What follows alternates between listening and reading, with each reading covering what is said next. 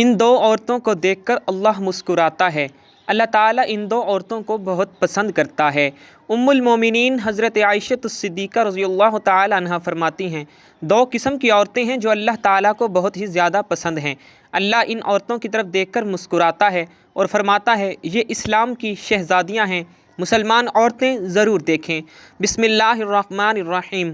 اسلام سے قبل عورت کی حالت زار ناقابل بیاں تھی۔ عورت کو محض بچے پیدا کرنے اور خاوند اور بچوں کی خدمت کے قابل ہی سمجھا جاتا تھا۔ عرب معاشرے میں عورتوں کے خلاف شدید نفرت پائی جاتی تھی۔ گھر میں عورت کے وجود کو مرد اپنی توہین سمجھتا تھا۔ عرب معاشرے میں بچیوں کو زندہ دفن کرنے کا بھی رواج تھا، لیکن جب اسلام کا سورج عرب کی سرزمین پر طلوع ہوا تو اس سے عورت کی تاریک زندگی میں بھی روشنی کی بارش ہونے لگی۔ اسلام نے عورت کو وہ حقوق دیے جن زمانہ جاہلیت میں تصور بھی ناممکن تھا۔ اسلام نے عورت کے مختلف حصوں میں حقوق معین کیے اور ان کی ادائیگی کو اپنے ماننے والوں پر لازمی قرار دیا۔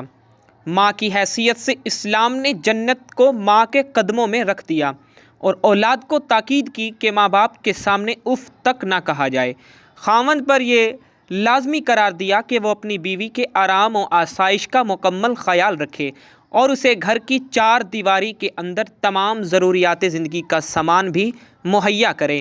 اس کے علاوہ اسلام نے بہن، بیٹی، خالہ، دادی، نانی کی حیثیت سے بھی عورت کو حقوق سے نوازا۔ اسلام نے عورت کو حق و وراثت عطا فرمایا تاکہ عورت معاشی ضروریات کی تکمیل کے لیے کسی کی دست نگر نہ ہو۔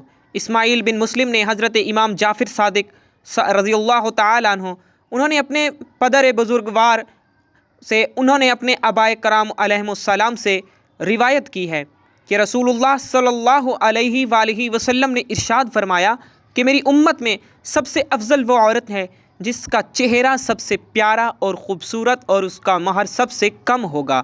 عورت کو ایک بلند مرتبہ انسان کی حیثیت سے دیکھنا چاہیے تاکہ معلوم ہو کہ اس کے حقوق کیا ہیں اور اس کی آزادی کیا ہے۔ عورت کو ایسی مخلوق کے طور پر دیکھا جانا چاہیے جو بلند انسانوں کی پرورش کر کے معاشرے کی فلاح و بہبود اور سعادت اور کامرانی کی راہ ہموار کر سکتی ہے۔ تب اندازہ ہوگا کہ عورت کے حقوق کیا ہیں اور اس کی آزادی کیسی ہونی چاہیے۔ عورت کو خاندان اور کنبے کے بنیادی عنصر و وجودی کی حیثیت سے دیکھا جانا چاہیے۔ ویسے کنبہ تو مرد اور عورت دونوں سے مل کے تشکیل پاتا ہے اور دونوں ہی اس کے معرض وجود میں آنے اور بقا میں بنیادی کردار کے حامل ہیں، لیکن گھر کی فضا کی طمانینت اور آشیانے کا چین و سکون عورت اور اس کے زنانہ مزاج پر موقوف ہے۔ عورت کو اس نگاہ سے دیکھا جائے تب معلوم ہوگا کہ وہ کس طرح کمال کی منزلیں طے کرتی ہے اور اس کے حقوق کیا ہیں۔ حضرت سیدہ عائشہ صدیقہ رضی اللہ تعالی عنہا نے فرمایا، اے خواتین، اسلام عورتوں میں 3 خوبیاں اللہ تعالیٰ کو بہت ہی زیادہ پسند ہیں۔ جب پوچھا گیا کہ وہ کون سی 3 خوبیاں ہیں تو حضرت عائشہ صدیقہ رضی اللہ تعالی عنہا نے فرمایا، پہلی خوبی پردہ ہے۔ پردہ کسی خاتون کی ایسی خوبی ہے جو اللہ تعالیٰ کو بہت ہی زیادہ پسند ہے۔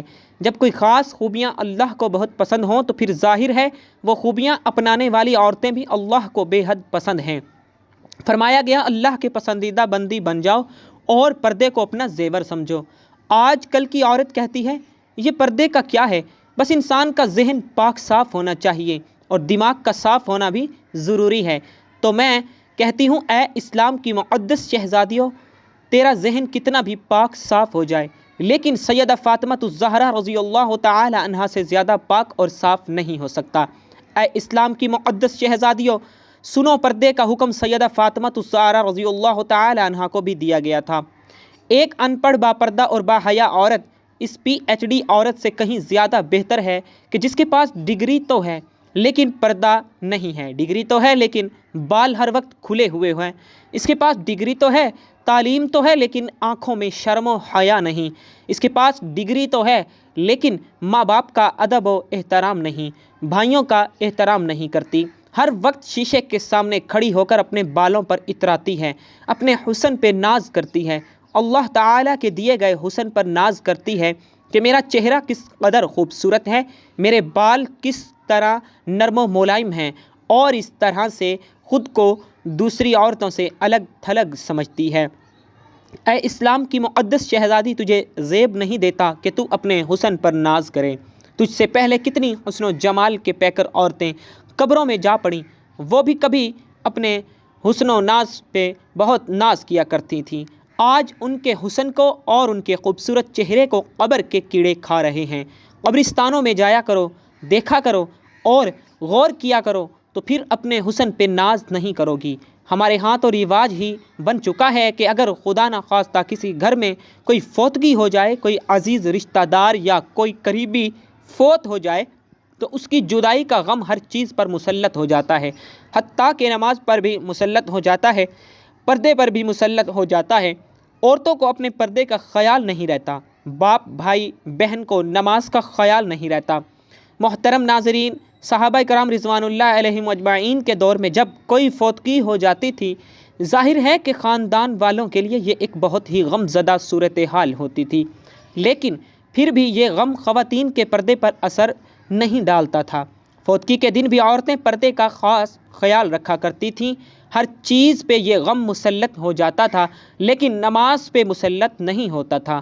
لوگوں کو پتہ ہوتا تھا کہ ابھی نماز کا وقت ہونے والا ہے، اٹھو اور نماز پڑھو۔ میت اکیلی پڑھی رہتی، کوئی پرواہ نہیں، لیکن وہ لوگ ہر حال میں نماز پڑھتے۔ اسلام کی ایک مقدس شہزادی کا واقعہ ہے کہ اس کا ایک ہی بیٹا تھا اور وہ بھی اسلام و کفر کے معرکے میں شہید ہو گیا۔ اب یہ نیک خاتون نبی علیہ الصلاۃ والسلام کے سامنے اس طرح حاضر ہوئی کہ سر سے لے کر پیروں تک پورا وجود پردے میں ڈھکا ہوا تھا۔ صحابہ کرام رضوان اللہ علیہم اجمعین یہ دیکھ کر حیران رہ گئے کہ اکلوتے جوان بیٹے کی موت کا غم تو بڑے بڑوں کا کلیجہ چھلنی کر دیتا ہے، اور وہ گریہ و زاری اور چیخ و پکار پہ اتر آتی ہیں۔ یہ کیسی خاتون ہے کہ اتنے بڑے صدمے کے باوجود مکمل پردے کی حالت میں اور مکمل ہوش و حواس میں ہے، اتنے بڑے صدمے کے باوجود یہ ابھی بھی پردے میں ہے۔ یہ اس دور کی بات ہے جب مشرقین کی عورتیں اپنے جوان بیٹوں کی موت پر نواخوانی کرتی تھیں، ماتم کرتی تھیں اور بے پردگی کا عالم ہوتا تھا۔ اس نیک خاتون نے جب یہ باتیں سنیں کہ یہ کیسی عورت ہے کہ اپنے جوان بیٹے کی موت پر بھی پریشان نہیں ہے اور مکمل پردے میں بھی ہے، تو اس نے کہا، میرے بھائیوں، میرا بیٹا چلا گیا تو کیا ہوا، میرا ایمان تو نہیں گیا۔ سبحان اللہ! یہ تھی اسلام کی مقدس شہزادیاں جن کی گود میں اسلام پلتا تھا۔ تو محترم ناظرین، حضرت عائشہ الصدیقہ رضی اللہ تعالی عنہا نے فرمایا، دوسری خوبی جو اللہ کو بہت زیادہ پسند ہے وہ ہے اپنے شوہر سے ٹوٹ کر محبت کرنا۔ اب ایک عورت نکاح کے ذریعے اللہ اور اس کے رسول صلی اللہ علیہ وآلہ وسلم کی رضا کے لیے اپنا آپ ایک اجنبی مرد کے حوالے کر دیتی ہے، جسے وہ جانتی تک نہیں، اسے پہچانتی بھی نہیں، اس کی طبیعت کا پتہ بھی نہیں، اس کے مزاج کا پتہ نہیں کہ وہ کس طرح کا انسان ہے۔ پھر بھی نکاح کے ذریعے سے وہ اپنے آپ کو اللہ رسول صلی اللہ علیہ وسلم کی رضا کی خاطر ایک اجنبی مرد کے حوالے کر دیتی ہے، پھر اس شخص کی اولاد کو 9 ماہ تک اپنے پیٹ میں رکھتی ہے، طرح طرح کی اذیتیں سہتی ہے اور موت کسی کیفیت میں سے گزر کر اس کی اولاد کو جنم دیتی ہے۔ موت کی سی اذیت سہنے کے بعد بچہ پیدا ہوتا ہے، پھر جب بچہ پیدا ہو جاتا ہے تو ایک ماں اپنی فکر بالکل ترک کر دیتی ہے، اپنا آپ بھی بھول جاتی ہے اور اس بچے کی تربیت میں مصروف ہو جاتی ہے۔ یہی سوچ اس کے ذہن میں ہوتی ہے کہ جب یہ بچہ بڑا ہو کر اچھی خدمات سر انجام دے گا تو کوئی یہ نہیں کہے گا کہ اس کی ماں نے اس کی تربیت اچھی نہیں کی۔ لیکن پھر ہوتا یوں ہے کہ جب وہ بچہ بڑا ہو کر اچھے کام کرتا ہے اور اچھی خدمات سر انجام دیتا ہے تو سبھی اس کے باپ کی تعریف کرتے ہیں۔ کوئی یہ نہیں کہتا کہ فلاں عورت نے، اس کی ماں نے اس کی اچھی تربیت کی ہے، جس کی وجہ سے یہ بہت بڑا انسان بنا ہے۔ تو کئی سال تک جب وہ ہمارے بچوں کی پرورش میں لگ جاتی ہے اور اپنا آپ بالکل بھول جاتی ہے تو اس کے چہرے پر جھریاں نمودار ہونے لگ جاتی ہیں۔ پھر ایسی عورت کو کئی شوہر یہ کہہ کر ٹھکرا دیتے ہیں کہ عورت مرد کے پاؤں کی جوتی ہوتی ہے، وہ جب چاہیں اس جوتی کو تبدیل کر سکتا ہے۔ اللہ اکبر! ایک بزرگ اور ایک نیک انسان کی محفل میں لوگ بیٹھے ہوئے تھے، وہاں یہ بات چل رہی تھی کہ ایک مرد کہہ رہا تھا کہ عورت مرد کی جوتی ہوتی ہے، مرد کو جہاں بھی اپنے مناسب سائز کی جوتی نظر آئے تو وہ بدل لے۔ وہاں پر بیٹھے ایک شخص نے اس اللہ والے بزرگ انسان کی جانب رخ کیا اور ان سے دریافت کیا کہ حضرت کیا یہ شخص ٹھیک کہہ رہا ہے؟ تو بزرگ فرمانے لگے کہ اپنی سوچ کے مطابق بالکل ٹھیک ہی کہہ رہا ہے، اور واقعی عورت مرد کے پیروں کی جوتی ہوتی ہے، ہر اس شخص کے لیے جو خود کو پاؤں کی مانند سمجھتا ہے۔ فرمانے لگے ہر وہ شخص جو خود کو پاؤں جیسا تصور کرتا ہے وہ اپنی بیوی کو پاؤں کی جوتی ہی سمجھتا ہے۔ یہی عورت سر کا تاج بھی ہو سکتی ہے، لیکن صرف اس مرد کے لیے جو خود کو بادشاہ کی مانند سمجھتا ہے۔ جب ایک عورت ایک ایسے شخص کے لیے اپنی زندگی قربان کر دیتی ہے جس کے وہ نکاح میں آ جاتی ہے، اس کی خدمت گزاری کرتی ہے، بچے پیدا کرتی ہے، اور اس کے بچوں کی تربیت کے دوران اس کے چہرے پر جھریوں کے نشان نمودار ہو جاتے ہیں، لیکن مرد اس بات کو سمجھنے کی بجائے جب یہ دیکھتا ہے کہ یہ عورت پہلے کی طرح خوبصورت نہیں رہی تو وہ دوسری عورت کی جانب مائل ہونے لگتا ہے اور اپنی بیوی کو چھوڑنے کے لیے تیار بھی ہو جاتا ہے۔ تو ایسا مرد اپنی بیوی کی ہستی بستی زندگی میں زہر گھول کر رکھ دیتا ہے اور اسے کانٹوں کے بستر پر سونے پر مجبور کر دیتا ہے۔ تو کیا یہی انسانیت ہے؟ خدارا اللہ کی ان رحمتوں کی قدر کیا کریں، وہ کسی بھی شکل میں ہوں، ماں، بہن، بیوی یا بیٹی، ان کی عزت دیا کریں، ان کی عزت کیا کریں۔ حضرت عائشہ الصدیقہ رضی اللہ تعالی عنہا نے فرمایا کہ عورت کے اندر 3 خوبیاں اللہ کو بہت ہی زیادہ پسند ہیں۔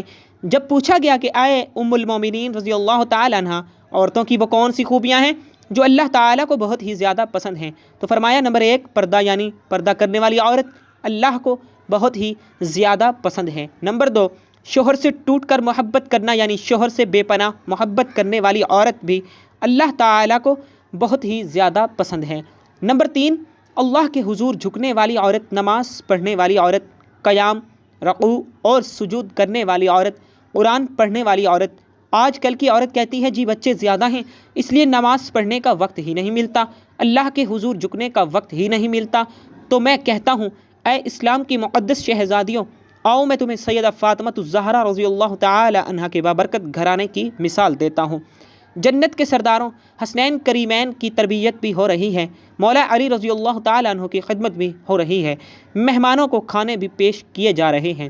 جب رات ہوتی ہے تو سیدہ فاطمہ الزہرا رضی اللہ تعالی عنہا سونے کے لیے بستر بچھانے کی بجائے اللہ کے حضور مصلی بچھا لیتی ہیں، قیام کرتی ہیں، رکوع کرتی ہیں، اور پھر جب سجدے میں جاتی ہیں تو ایک کے بعد دوسرا سجدہ ابھی مکمل نہیں ہوا ہوتا تو صبح ہو جاتی ہے۔ سبحان اللہ، ماشاءاللہ، اللہ عز و جل سے دعا ہے کہ ہمیں نیکی کی باتوں پر عمل کرنے کی توفیق عطا فرمائے، آمین یا رب العالمین۔ ناظرین، کمنٹ باکس میں اللہ تعالیٰ کے اور اللہ کے پیارے محبوب حضرت محمد مصطفیٰ صلی اللہ علیہ وآلہ وسلم کے 99 ناموں میں سے ایک نام ضرور ٹائپ کیجیے گا۔ والسلام۔